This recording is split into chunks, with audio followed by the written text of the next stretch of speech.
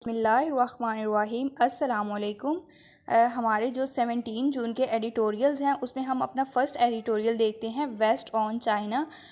जो मगरिब है उसने चाइना को जो है वो बहुत ज़्यादा क्रिटिसाइज़ किया है। इस हवाले से जो है ये एडिटोरियल है, कहता है in what seems like a distinct return to cold war rhetoric. ऐसा लगता है कि सर्द जंग की जो बयानबाजी की जो सर्द जंग है वो वापस आती नज़र आती है। The western bloc has issued back to back statements targeting China from the platform of the group of seven and NATO. अब वो ये कह रहा है, ऐसा वो क्यों कह रहा है कि जो मगरबी इत्तेहाद है, वेस्टर्न ब्लॉक है, उसने बैक टू बैक बयानात जारी किए हैं जिसमें उसने चाइना को टारगेट किया है और ऐसा उसने किया है G7 और नेटो के प्लेटफॉर्म का इस्तेमाल करते हुए। G7 में हमारे पास 7 कंट्रीज़ हैं और इसकी रिसेंट जो है वो मीटिंग हुई थी यूके में, उसमें इन्होंने जो है वो चाइना को जो है वो टारगेट किया था। और नेटो जो है ये हमारे पास है एक मिलिट्री ग्रुप है। कहता है बीजिंग यानी कि China meanwhile has replied to the west in the same coin.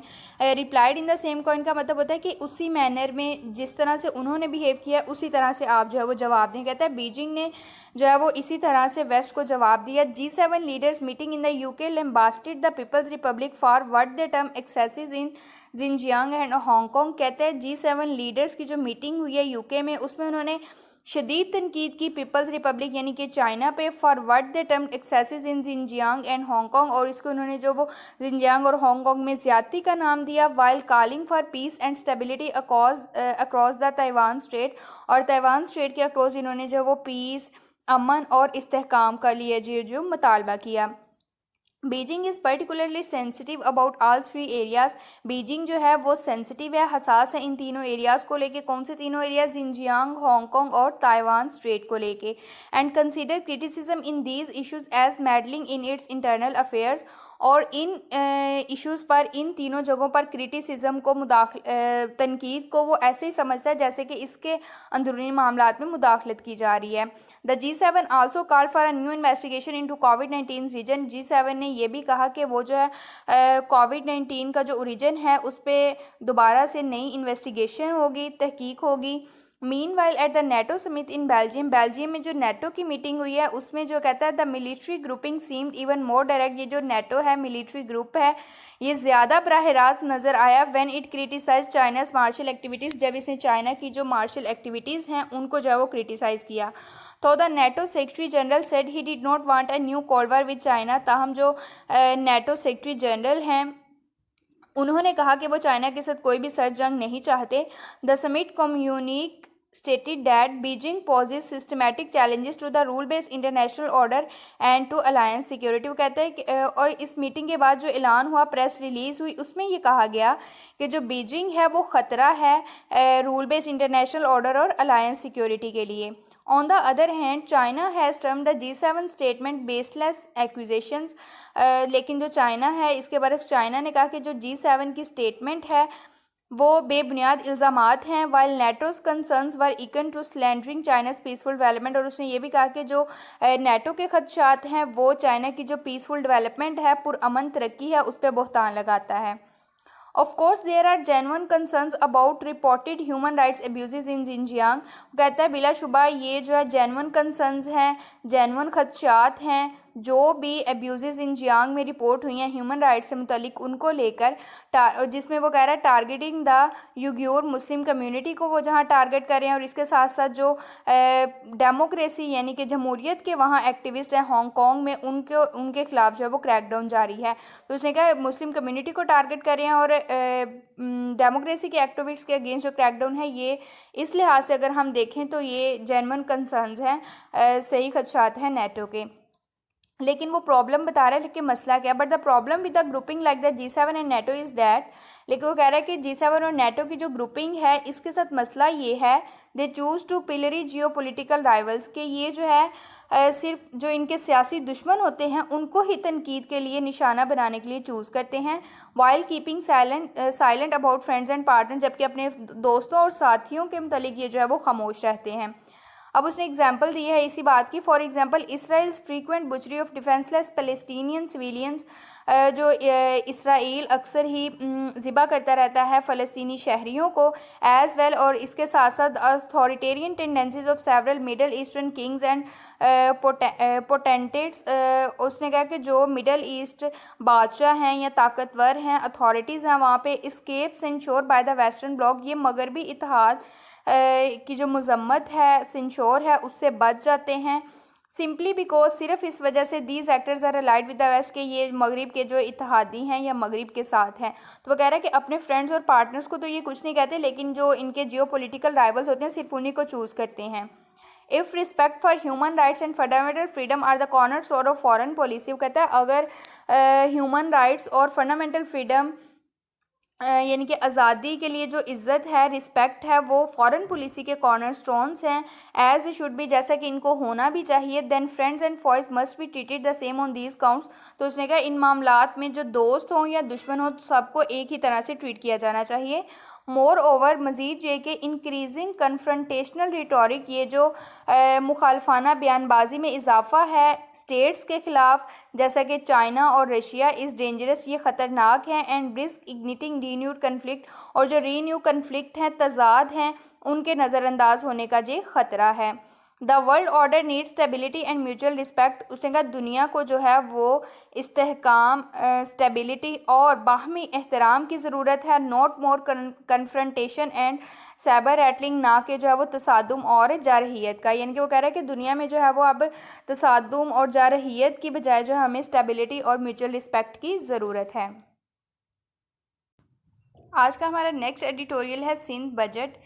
कहता है a cursory reading of the Sindh budget 2021 to 22 री इन्फोर्सेस द इम्प्रेशन, जो अगर हम सरसरी रीडिंग करें सिंध बजट की, जो कि 2021 से 22 का है, इससे इस इम्प्रेशन को तकवीत मिलती है that chief minister Murad Ali Shah government has got its development preferences right, के जो चीफ मिनिस्टर हैं मुराद अली शाह, चीफ मिनिस्टर मुराद अली शाह की जो गवर्नमेंट है उसने उसके जो तरक्की की प्रेफरेंसेस हैं उन्होंने सही हासिल कर ली हैं।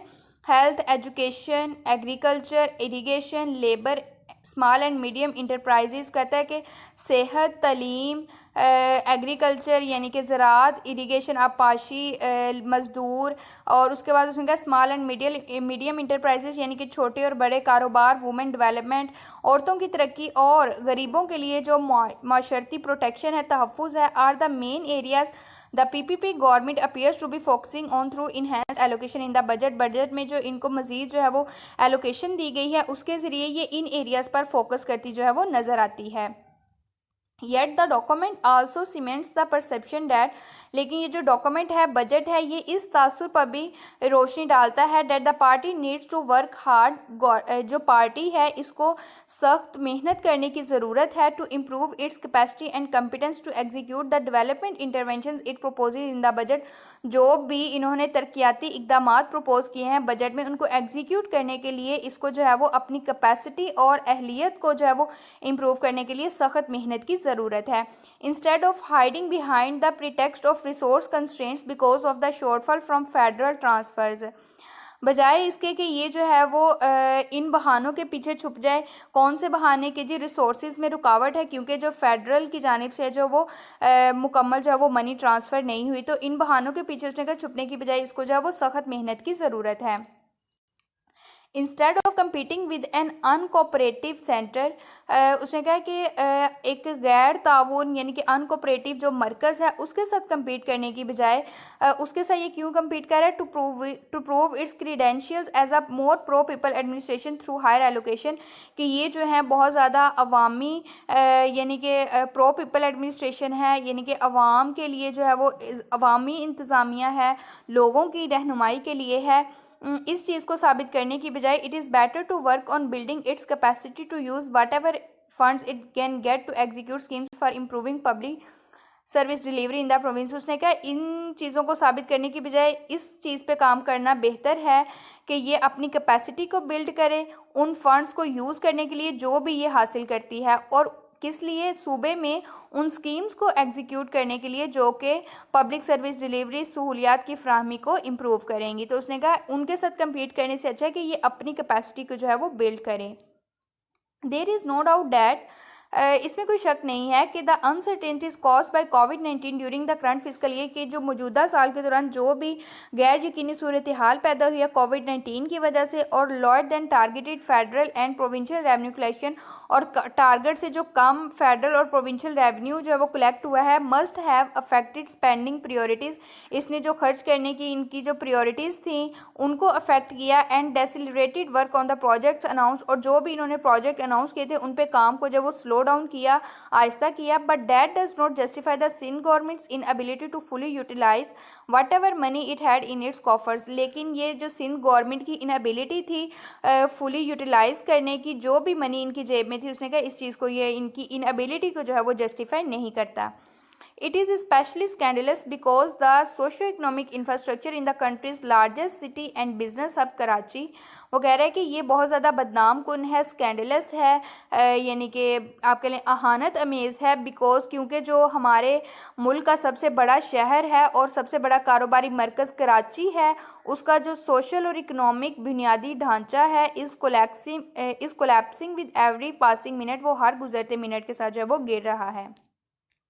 आगे उसने कुछ तजज़िया बताया, कहता है कि the Rs 1477.9 billion provincial budget based mainly on expectations of increase federal transfer of Rs 869.7 million, और इस एक्सपेक्टेशन पे बेस है कि इसमें 869.7 बिलियन का मज़ीद इजाफा होगा।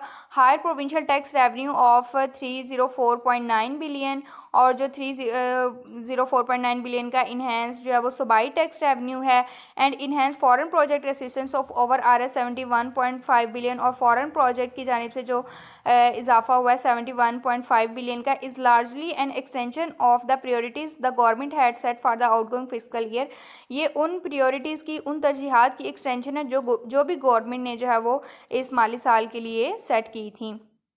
Allocations for health, education, irrigation, agriculture and other priority areas have been raised significantly. उसने कहा जो भी एलोकेशन हुई है, पैसा मुख्तिस किया गया है हेल्थ, एजुकेशन, इरिगेशन, एग्रीकल्चर और दूसरे जो है वो तरजीहाती एरियाज़ में, उनमें जो है वो सिग्निफिकेंटली इजाफा हुआ है। The government has further propose a considerably large sum of 30.9 billion for its pro poor social protection and economic sustainability programme. Government ने जो है वो ये भी कहा है कि ये भी प्रपोज़ किया है कि तकरीबन जो है वो 30.9 बिलियन का जो है वो ये मज़ीद इजाफ़ा होगा, किस लिए, जो सोशल प्रोटेक्शन के लिए गरीबों की, और जो हमारा मुआशी इस्तेहकाम का प्रोग्राम है उसके लिए। और इसने फ़ैसला किया है to invest in automation of tax payments to create ease, और टैक्स पेमेंट्स में ऑटोमेशन के लिए जो इसने इन्वेस्टमेंट का फ़ैसला किया है to create ease for tax payers and boost collection, ताकि जो कलेक्शन को बूस्ट करे और टैक्स पेयर्स के लिए आसानियाँ पैदा करने के लिए। Women, special children and IT-based startups will also get a small share from the provincial resources। जो भी सूबाई इनके ज़राए हैं उनसे जो है वो ख़वातीन और जो स्पेशल बच्चे होते हैं वो, और IT बेस्ड जो स्टार्टअप्स हैं वो भी जो है वो कुछ हासिल कर सकेंगे। The decision to raise the minimum wage to 25,000 a month, ये फ़ैसला कि जो कम अज़ कम मज़दूरी है वो एक मंथ की जो है वो 25,000 इन्होंने जो है वो तक रेज़ की, and the pay of provincial employees by 20%, और जो सूबाई एम्प्लॉयज़ हैं उनमें जो उनकी पे में जो वो 20% इजाफा नीड टू बी अप्रिशिएटेड। इन स्टेप्स को जो वो कहता है अप्रिशिएट करने की ज़रूरत है। In short mister Shah spending priorities are commendable. मुख्तसरन ये कि जो मिस्टर शाह हैं, मुराद अली शाह, उनकी जो खर्च करने की तरजीहात हैं वो काबिल तारीफ़ हैं। बट द क्वेश्चन इज़, लेकिन सवाल ये है, will he be able to deliver on his promises to the people, कि जो भी इन्होंने जो लोगों से वादे किए हैं क्या ये उनको पूरा करने के काबिल होंगे। डाउट्स रिमेन, उसने कहा शक व शुबहात बाकी हैं, स्पेशली ख़ास तौर पर क्योंकि Sindh is perceive to be control from somewhere. Sindh ये समझा जाता है कि जो सिंध है उसको कहीं और से कंट्रोल किया जा रहा है other than the chief minister's office. Chief minister के ऑफिस की बजाय इसको जो है वो कहीं और से कंट्रोल किया जा रहा है। हमारा आज का जो थर्ड और लास्ट एडिटोरियल है वो है शेमफुल बिहेवियर। ये जो नेशनल असम्बली में ड्यूरिंग द सेशन जो भी झगड़ा हुआ है उससे रिलेटेड है, और वो कह रहा है कि क्यों ऐसा हमारे मुल्क में हो रहा है, और इससे जो है वो आउटसाइड वर्ल्ड को जो है वो क्या इंप्रेशन जा रहा है। कहता है कि the brawl in the national assembly this week is an unfortunate, जो भी झगड़ा हुआ है नेशनल असम्बली में इस हफ्ते ये बदकिस्मती है, yet fitting metaphor for the state of political debate in our country, लेकिन जो भी हमारे मुल्क में सियासी बहस की सूरत हाल है उसके लिए ये एक फिट मेटाफर है, उसके लिए ये सही इस्तारा है, यानी कि ये सही उस चीज़ को बयान करता है।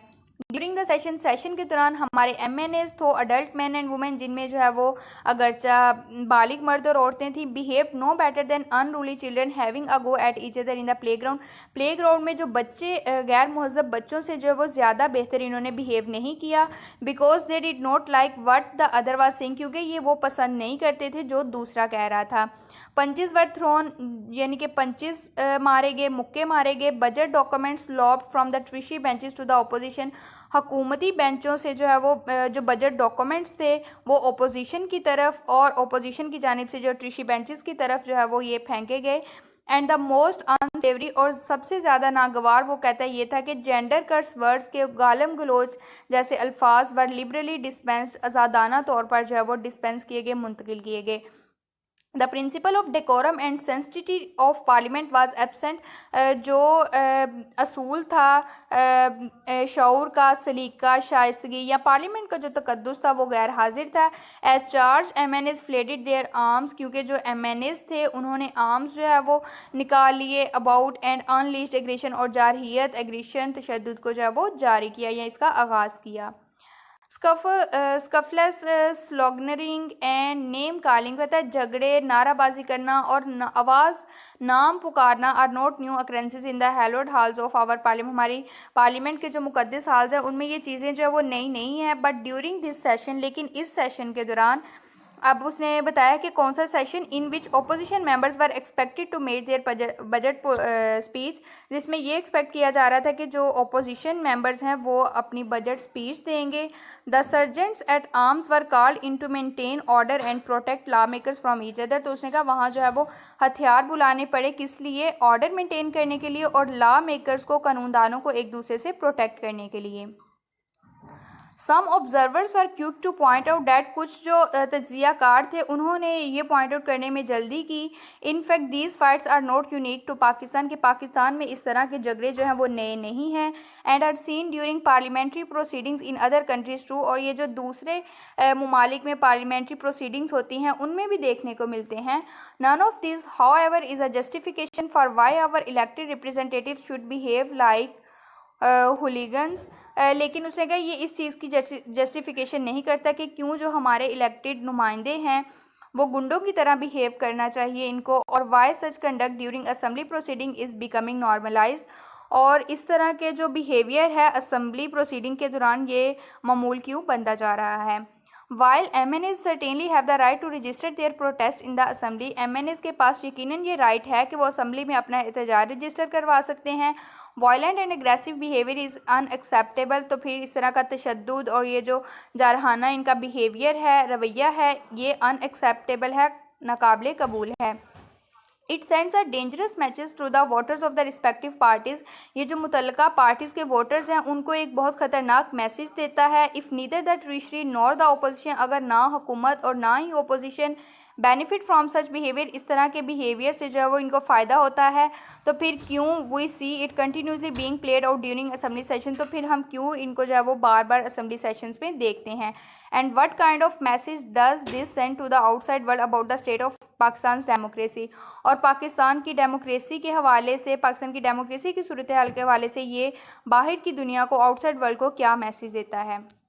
Our law makers individually and collectively must do better, हमारे लॉ मेकर्स को, कानूनदानों को इंडिविजुअली और मजमूई तौर पर जो है वो बेहतर करने की ज़रूरत है।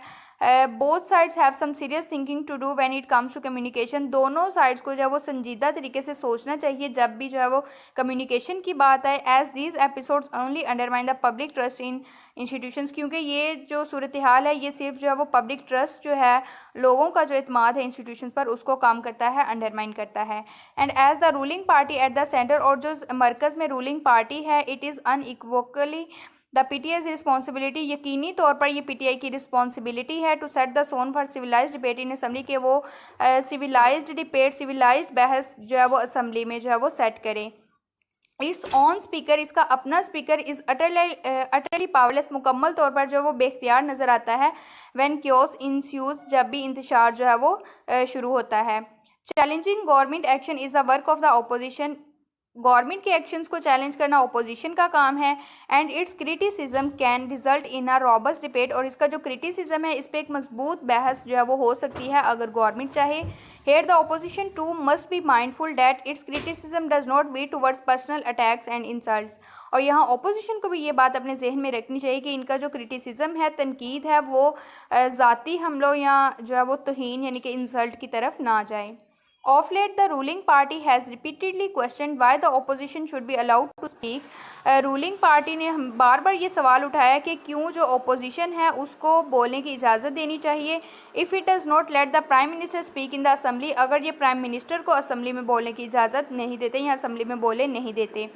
An attitude that reflects high handedness, ये जो एटीट्यूड है ये सिर्फ हाई हैंडेडनेस को, ऊंच नीच को, मनमानी को, गरूर को रिफ्लेक्ट करता है। And creates the impression that, और ये इम्प्रेशन क्रिएट करता है टू द गवर्नमेंट के, जो गवर्नमेंट है, गवर्नमेंट के लिए पार्लियामेंट्री डिबेट जो है, बहस है, इज़ इररेलेवेंट, गैर मुतल्लिक है, वो जो है अहम नहीं है। Both sides must restrain volatile elements in their parties, दोनों साइड्स को अपनी पार्टीज़ में ये जो पुरशद्दुद एलिमेंट्स हैं इनको ख़त्म करना चाहिए। They should allow saner voices to engage on the issue of debate, और जो बहस के लिए इनको जब वो समझदार आवाज़ों को जब वो इजाज़त देनी चाहिए। And create space for opinions to be aired and heard, और इस चीज़ के लिए स्पेस क्रिएट करनी चाहिए कि जिसकी जो भी ओपिनियन है वो सुनी जाए और बोली जाए। The energy spend on shouting matches, जो ये चीखो पुकार पर एनर्जी खर्च होती है, can be put to for better use, इसका बेहतर इस्तेमाल किया जा सकता है। Giving the serious challenges that face our country, उन चैलेंजेस को देखते हुए जो हमारा कंट्री जो है वो हमारा मुल्क जो है फेस कर रहा है। ये थे हमारे आज के एडिटोरियल्स। चैनल को सब्सक्राइब करना, वीडियोस को लाइक करना मत भूलिए। इंशाल्लाह नए एडिटोरियल्स के साथ मिलेंगे, तब तक के लिए इजाज़त दीजिए। अल्लाह हाफिज़।